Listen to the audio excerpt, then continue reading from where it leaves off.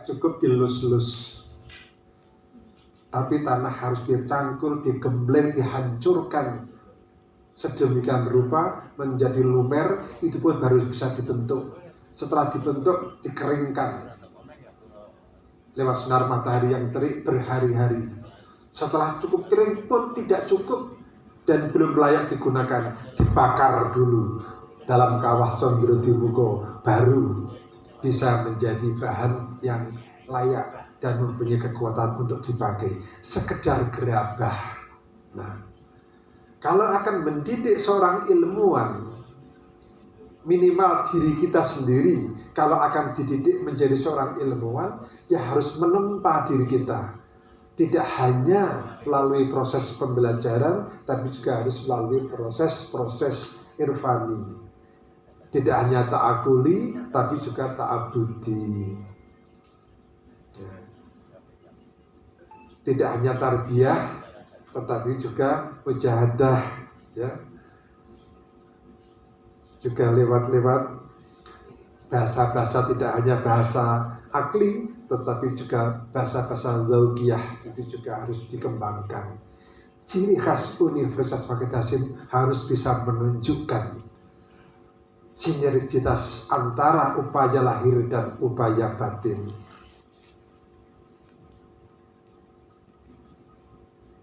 Dan itu saya alami sendiri. Saya tidak bisa menulis tanpa dengan puasa.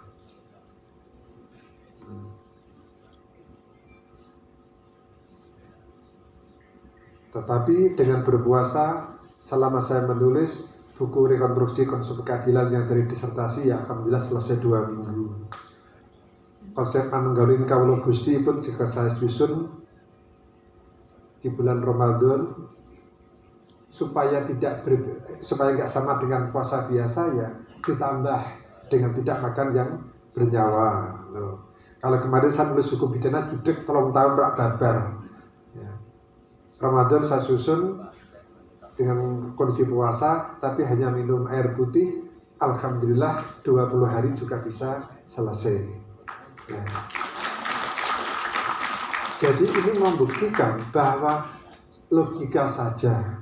Apa namanya profesor, doktor itu terus pol. Kembali tetap manusia biasa, ada keterbatasan, ada kejenuhan, ada kesibukan, dan ada ketololan. Ketololan dalam memanfaatkan waktu, ya kan enggak? Leda-lede saya kesenangi dewi. Nah, aku naik harus kedabikan, wanjine habis masa studi ngoyak-ngoyak. Gue salah lagi bisa pembimbingi. Nah, jadi harusnya kita sendiri yang menentukan masa depan kita sendiri. Dan kuncinya kalau tadi Dr. Pusna menyampaikan bahwa itu harus dilakukan dengan mencintai takdir. Tapi saya tekankan bahwa kunci keberhasilan tidak sekedar mencintai takdir, tapi konsep mahabbah itu harus ada dalam segala kehidupan. Kita mendidik menjadi seorang guru akan berhasil dan membawa kenikmatan kalau kita lakukan dengan cinta. Cinta akan profesi, bangga dengan profesi. Kalau kamu sebagai seorang pedagang, laksanakan dengan cinta, maka kamu akan jadi pedagang yang tekun. Begitu juga ibadah. Kalau kita dasarnya adalah cinta, maka kita akan mencintai Allah, tidak sekedar mencintai dan mengharap surganya. Konsekuensi dari mencintai Allah adalah mencintai segala asma, sifat, dan af'alnya. Jadi kalau kita mencintai non-muslim, mencintai binatang-binatang, mencintai tumbuh-tumbuhan, itu adalah sebagai wujud cinta kita kepada Allah Subhanahu wa Ta'ala. Kalau kita menjelek-jelekkan suatu ciptaan Allah, berarti itu juga menyinggung harga diri Sang Maha Pencipta, kan begitu. Kalau kamu nulis tesis atau apa, katakan tesis soal kumbang gitu, kira-kira marah apa enggak? Nah, kalau kamu mengatakan makhluk Allah dengan kata-kata yang tidak benar, nah, kira-kira itu membuat murka Allah atau tidak? Karena mahabbah ini jadi penting, mencintai Allah dengan segala asma, sifat dan af'alnya. Nah, sebagai hamba Allah mestinya Asmaul Husna tidak sekedar dihafal, itu tidak jaminan surga. Tapi Asmaul Husna harus kita miliki, termasuk sifat-sifat dan perbuatan yang tercermin dari Asmaul Husna itu.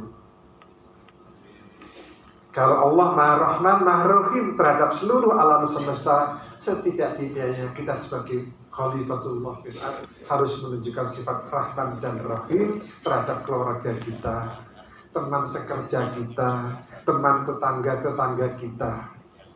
Ya sebatas itulah kemampuan kita. Karena di daerah lain ada Khalifatullah fil ardh yang juga mempunyai tugas pokok fungsi yang sama. Di sini akan tersebarlah Asmaul Husna itu dalam wujud yang implementatif, tidak hanya tekstual. Kenapa ini saya singgung? Karena tadi di dalam lagu himne sudah, karena saya ciptakan, saya yang ikut mendirikan kampus ini, saya bisa menghayati, maka misi-misi di dalam rencana pendirian Unwahas pun juga tercermin dalam lagu yang saya ciptakan. Hanya sayang meskipun sudah saya berikan, tapi Unwahas belum pernah jadi dalam tulisan ini himne karya Mang Taro itu belum ada. Ya. Dulu aku ikhlas betul, tapi kadang-kadang ternyata pencantuman nama itu jadi penting. Kenapa? Supaya tidak diakui orang lain. Karena memang ada orang yang mengaku, yang menciptakan. Jadi bukan untuk sum'ah ataupun kibir, tapi untuk nahi mungkar itu juga perlu dilakukan. Semoga nanti ditindak lanjuti dengan Mas Fatan itu.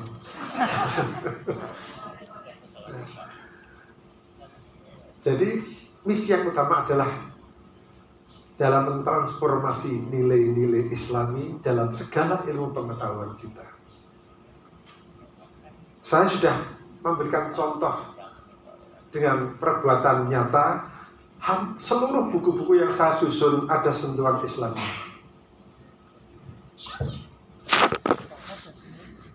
Kalau saya menulis buku